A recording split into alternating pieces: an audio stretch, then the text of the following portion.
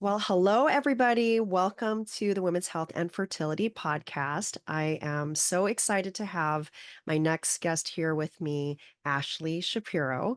Ashley is a registered nurse and she is an international board certified lactation consultant, otherwise known as IBCLC. I've always wondered what that is, so I hope that we can talk a little bit more about that and you can tell us a little bit more about what that certification is. But first, we would love to hear about your practice and what got you started in the area of lactation consulting. Yeah, thanks so much again for having me, Tina. I'm so excited to be here. My practice, I have a little office here in Laguna Hills, California. What started me in lactation? I have two children. My first, I really struggled with breastfeeding. I thought it was going to be a walk in the park. Thought I'd be like the mom with the cute dress in the flower fields, breastfeeding, no problem.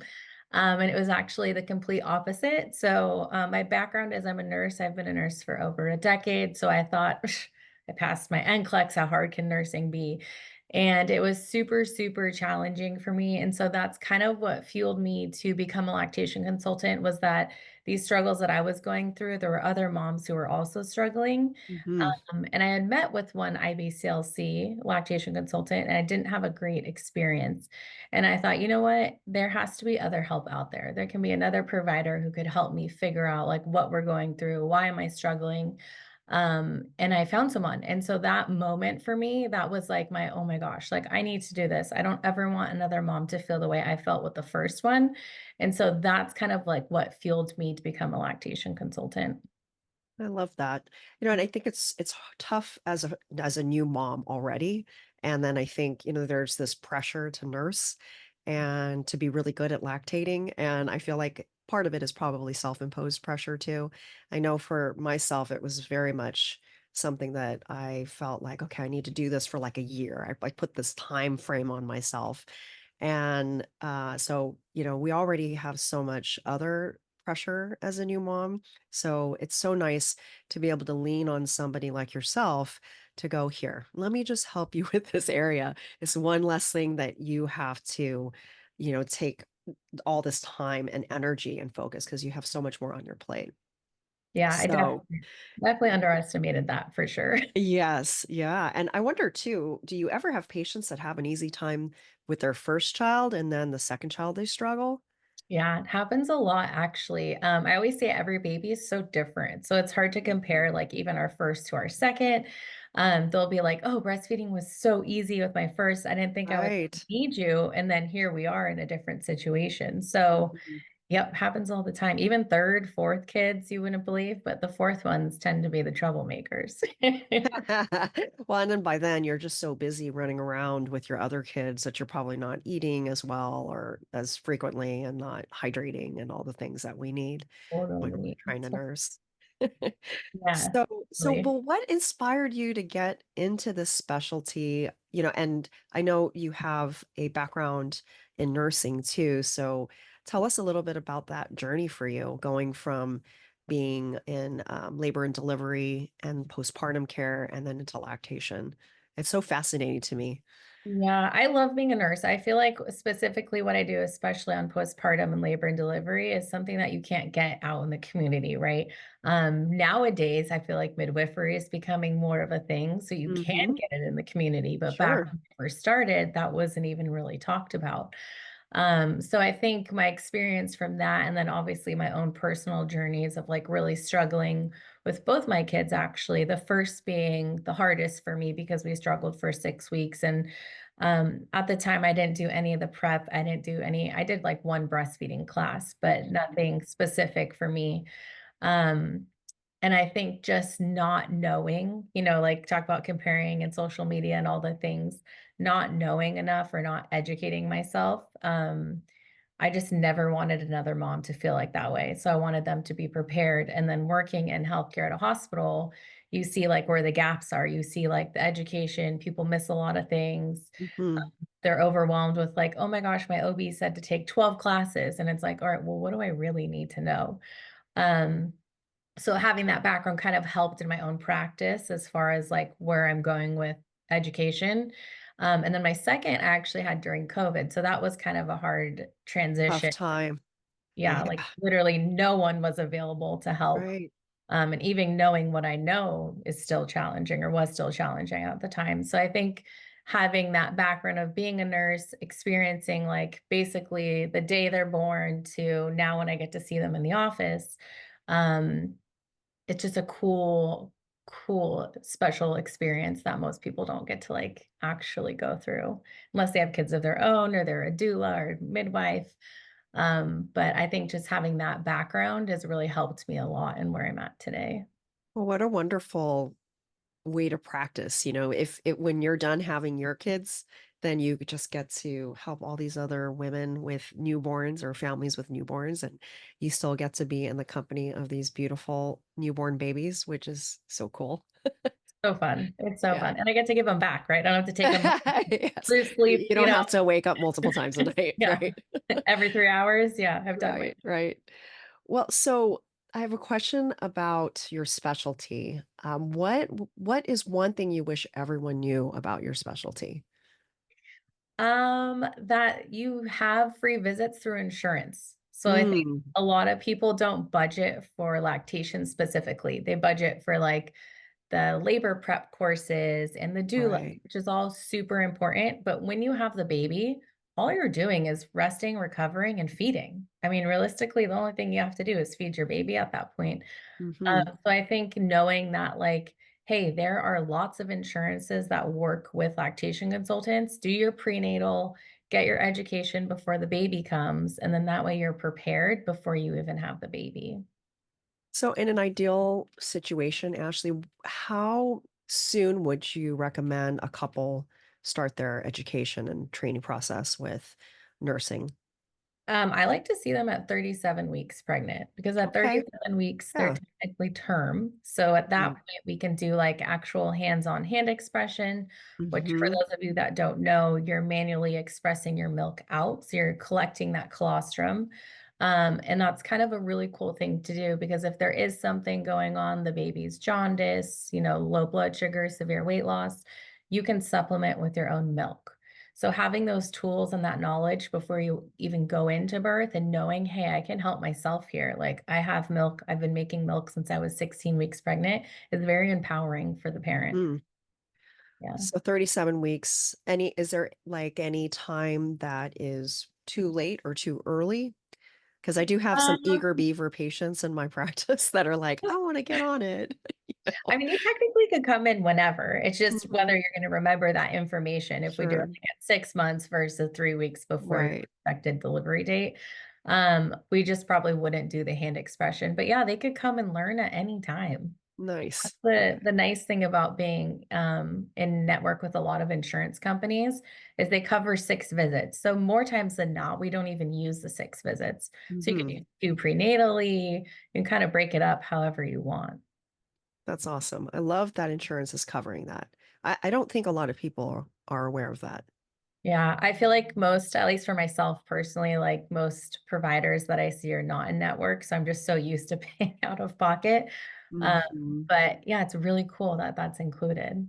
Yeah. And is there anything that you would recommend for patients in terms if they're struggling and if they are not producing as much as they want, or if they're trying to not supplement formula with their breast milk? Is there any secrets or any tried and true supplements, herbs, treatments? So, yes, there are a few things. Obviously, it's very specific to like what's going on, the situation. Is it the mom or the baby? How I practice is I'm a little bit more holistic in my approach with my moms in my daily life. So, I like to look at more natural remedies, acupuncture, Mhm. herbs, lots of skin to skin, bringing it back to basics. I know it sounds really silly, but even just snuggling with your baby increases those hormones that help produce your milk. So, if it's something like it's truly an issue of we're not pulling the milk out, then I would recommend a triple feed, which is kind of a lot.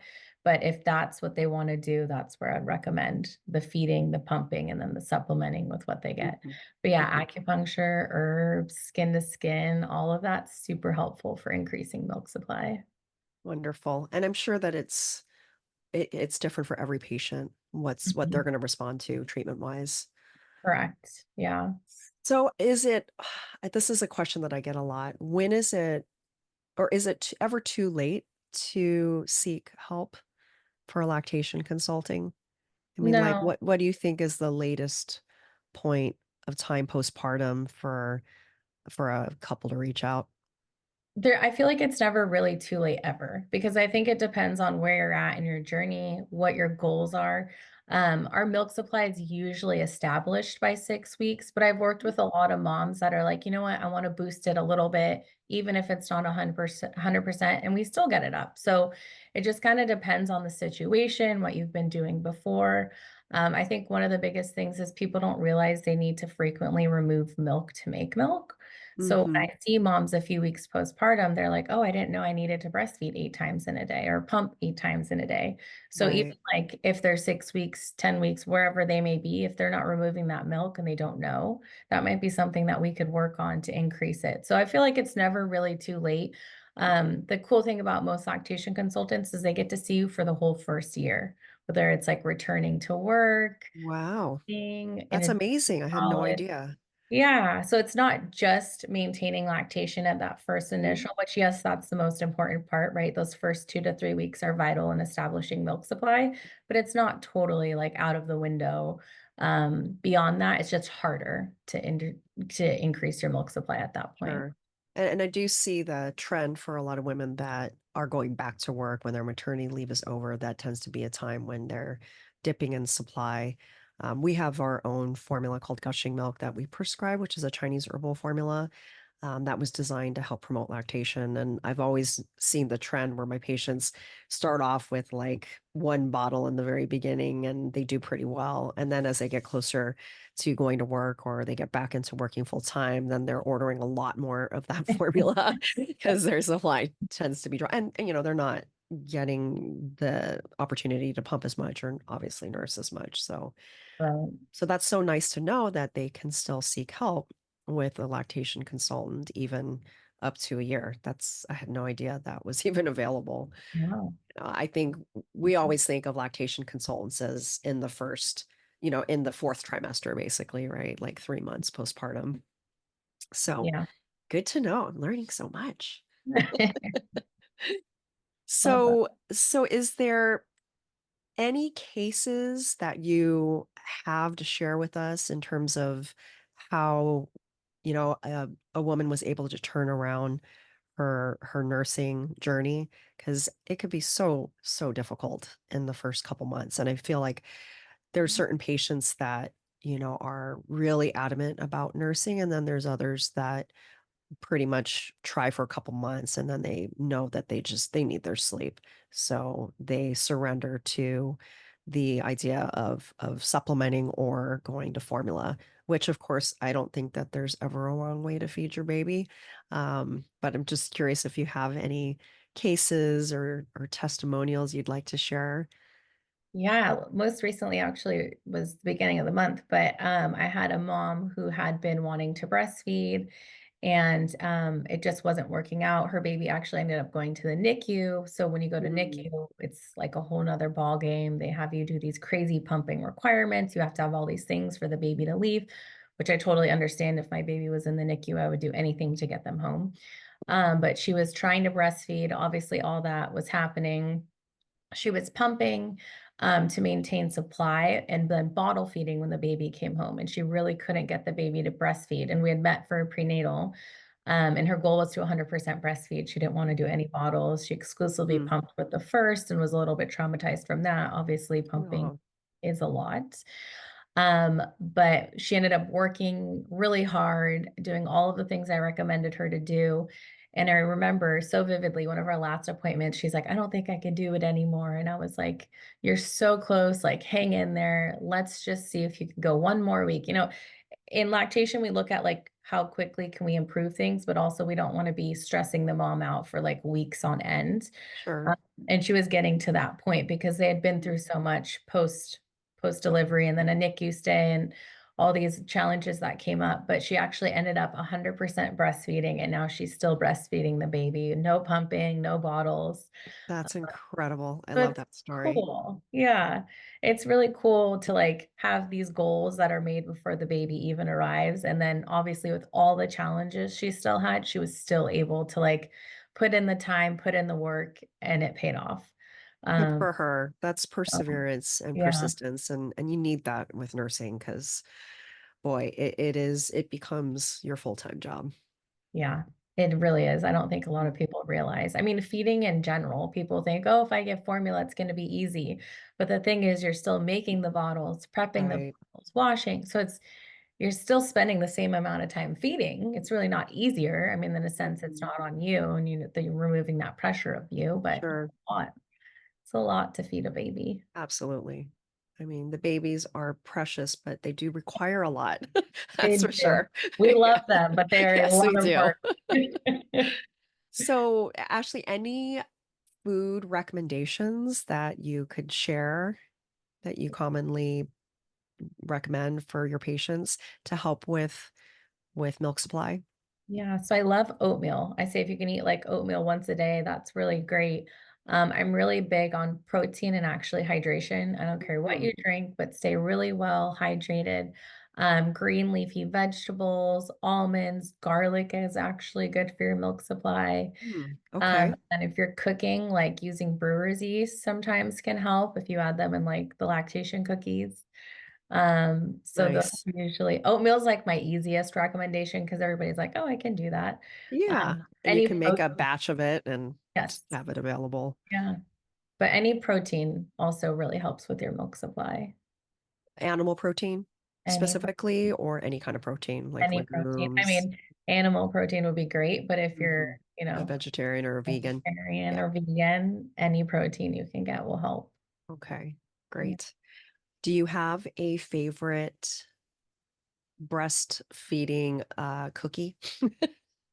Which I know this is all the I hype, right? don't. Are these nursing cookies and snacks? I don't. I usually say like the homemade ones are the best. Add a little Mhm. scoop of brewer's yeast in there and you've got your own little homemade. I feel like there's so many brands out there and I honestly cannot keep track of who's got the latest, best tasting cookie. Okay. But homemade. So look out for a homemade recipe. Homemade. I just No. feel like there's less additives. And Yes. I have one that I share so I can send it to you after this and you Oh, can I'd love that. And I'll add it in the show notes too. it's simple. It's very simple. It just, I don't know. Less is best, in my opinion. Always, always. But also, do you have time to like bake homemade cookies? Probably not, but that's something your partner, your doula could do for you. And Yeah. Or your mom, or you can ask a mom, friend, like, hey, instead of baking Christmas cookies, will you bake these cookies for me instead? yeah, really any calorie at that point. But Yeah. yeah, Yeah. I no, just remember being so ravenous and hungry all the time in the first like 6 months. yeah. I always said And if you thought you were hungry during your pregnancy, you just wait till you oh, start breastfeeding no and like comparison. starving. No comparison. That's why I'm asking you all these questions about like Yes. what are some good snacks and what kind Protein, of I mean, foods? anything protein, protein shakes. I don't really Mhm. care how you get the protein in, but um, yeah, protein bars even. Well, okay, here's another question because I see this quite a bit in our practices. What if there's some food sensitivities or allergies for the mom and baby? So Mhm. at that point, how do you kind of navigate that? Yeah, so that's a little bit more challenging, right? I feel like most babies, if they're going to react, it's dairy. So cutting out Mhm. dairy, which nowadays, right? Back then it wasn't as easy to do, but nowadays Sure. so many substitutions. And I feel like restaurants even are more aware of dairy Right. allergies. So cutting out dairy and sticking to like whole foods, right? Fruits, vegetables, meat, trying to just maintain that like our ancestry, right? How we used to live back in the day was very simple. They ate whole foods. They didn't have all these extra combination of things. There's no dairy in like chicken, right? So simplifying your diet a little bit would help. Um, Everybody's just so different. It's hard to say to give like a Yeah. specific. Well, I mean, if anybody's interested in following the classic postpartum Chinese soups, I mean, blackened chicken, that's like what Yeah, every mom makes you with red dates and gochujang, which is goji berries, and they just cook you like a big vat of that.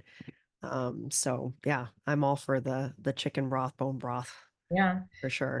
That's an easy one too. I feel like there's a lot of places that sell bone broth even if you Mhm. don't wanna make your own or you don't have a Right. a grandma who can make it for you. Yeah. Right. I'm like, Right. where do you find one of those? Because that would be great Mhm. to have that, like, on demand, but, any of, like, your right, bone broth, kind of like hearty soups, that's, like, really where it's at. There's a company called Mama Meals, her name's Holly, she's actually based in Huntington, but Okay. they use, like, a lot of, like, liver, bone broth, organic meats, and they freeze everything and ship it, and so it's really easy. You pull it out of the freezer, you put it on the stove, there's your meal. So something like that that's cooked with intention, I think would be really, healing for the postpartum body, and this is probably something you could touch more on too, is how, Yes. warm soup, broth, everything Mhm. is super healing for our uterus and our body postpartum. Right. Well, thank you for sharing that information. Mama meals, you said, right? Yes. Yep. Huntington Beach. Mhm. For us in Chinese medicine, we really want to protect the uterus and the womb postpartum. So it's really important to keep the uterus warm and not allow cold to enter into the uterus, which can cause certain things like blood stagnation, and it would kind of can prevent the healing process in the postpartum phase. So that's why the Chinese culture is so big into all these herbal soups and everything warm and don't walk outside when it's cold and windy. Like there's all these traditional things that we are supposed to do and not to do. And of course, the 30-day lay period too, right? Where everyone's serving you. So if we can all sign up for that kind of help, that would be amazing. Our Pretty milk good would come time. in, lactation wouldn't be an issue, right? Have somebody Yeah. cooking for you and cleaning and just bringing the baby to you to nurse. I know. Well, that's like where the doulas come in. I feel like Yeah, postpartum doula is so worth it because they can do all of that for you, which is really nice. so worth it. I Mhm. always tell my patients, look for some postpartum doula help. Yeah, or a babysit, like someone who it doesn't have to be a doula, but someone who can help you at least cooking your meals and the bone broths, making those from scratch, Yeah, which are so absolutely, beneficial. for sure. Mm. So, Ashley, what advice do you have for women that are on their path to motherhood or expecting moms or moms with newborns? Any words of wisdom you'd like to share? Oh my gosh, so many. Probably the first one, just self-care. Like, remember, you're still a person, take care of yourself.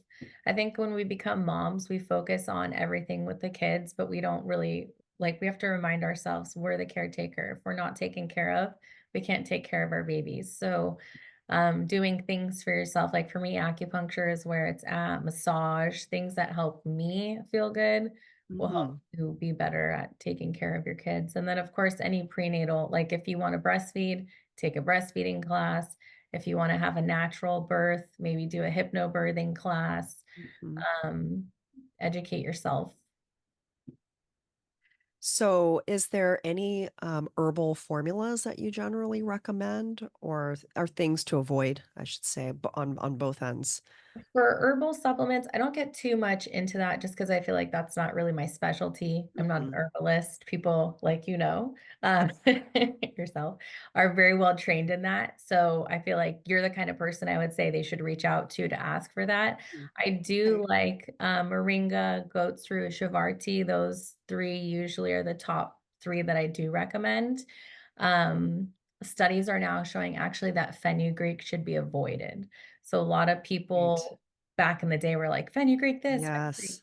but Yeah. now the studies are showing that it actually can decrease your milk supply, so I don't Mhm. recommend it. I've had a lot of patients in the past try fenugreek and it wouldn't work well for them, and they would convert to Chinese herbs, and their milk supply would respond better to the Chinese herbs. Yeah, Yeah, well, the gushing milk sounds good. yeah, the name is very, very obvious. It tells you exactly what it does. Right? What Yeah. are the main ingredients in any of them? Well, so the herbs in that particular formula are blood nourishing herbs. Okay. So we say in Chinese medicine that Milk is the extension of our blood, and because we lose quite a bit of blood in delivery, that we need to replenish that blood, and we have to replenish our chi because chi makes blood, right? So, in that formula, we also have herbs to help with anxiety and stress, and just calming herbs that help with mood support and the baby blues. So we make sure to like address all the things, and of course hormone balancing herbs too for some of the climatic changes that we can have postpartum, the hot flashes and the night Oh, yeah. sweating. Can't So forget those. yeah, so it's pretty comprehensive. We actually have a gushing milk formula and then a postpartum restore formula. So we usually pair those two together. So the gushing milk is more specifically to promote lactation and tonify blood and chi, and then the postpartum restore is more for the hormone balancing and the mood support, Okay. as well as nourishing blood too. So they're a good like little duo together. Very cool. Very helpful, I'm sure. Yeah. Well, thank you for sharing all of your wealth of knowledge, Ashley. I really appreciate your time. But before we wrap it up, I wanted to ask if you have any upcoming events or workshops or talks that you'd like to share about. This season, this holiday season, I'm slowing down a little bit. So not a whole lot Mhm. of workshops, nothing scheduled, but next year, there are a few in the works. If anybody wants to follow along, I do a lot of posts on Instagram. So I'll be posting a lot about the classes that I offer on Instagram at Ashley Shapiro Lactation. So if you want to check out more, you can head there and learn some more. Great. And I'll make sure to include all of your contact information in the show notes. And quick question about these workshops that you hold. Are they usually in person or are they virtual? So they're in person and it's very like I don't schedule them regularly because I'm a very one-on-one person. Like for example, the Mhm. breastfeeding class, the educational one, the prenatal, I want you to come in and feel like you're like sitting down talking with a friend. I don't want it to be like a big group and we're talking about hand expressing your breasts and you're doing it in front of a group. So the the classes I offer are more like returning to work, introducing solids, Mhm. weaning, they are mostly in person, but can also be virtually. So I do have some moms out of state that like to attend virtually. So every now and then I'll do a virtual one as well. I love that one-on-one connection. Me too. Yeah, it's so needed. So It's needed. such a vulnerable time, I feel like the 4th trimester is really, It and really, yeah, and being able to have that one-on-one time with a specialist like yourself is key. yeah. It's fun. I definitely really love what I do. I think I mentioned this earlier too, like being a nurse really helps because like that newborn assessment knowledge. A lot of, like, other IBCLCs don't have that background. So if someone comes in and they're like, "Oh my gosh, look at this, like, pimple or this rash, like, something's wrong." But, like, knowing what I know, I'm like, "No, it's newborn rash, it's normal, like, don't stress." So I think, like, having that, also helps too. So it's kinda nice to be like, yeah, I'm helping with them lactation, but I'm also, like, reassuring their day to day, like, they're doing enough and they're taking care of their baby. So it's really fun. It's a I really love that, Ashley. I could tell that you have a gift and a natural knack to make moms feel really, just comforted, Thank and you. supported, and that's so important. We all need that. Thank So thank you you. so much for sharing your gifts and the work that you do with our community. You as So well, and thank you for thanks. having me. Thanks, Ashley. All right. Well, I am looking forward to your upcoming events and we'll make sure to share them when you start posting them on Instagram Yeah, and make sure that everyone is in the know. All yeah. right. Thank you so Thank you. much. All right. Take care.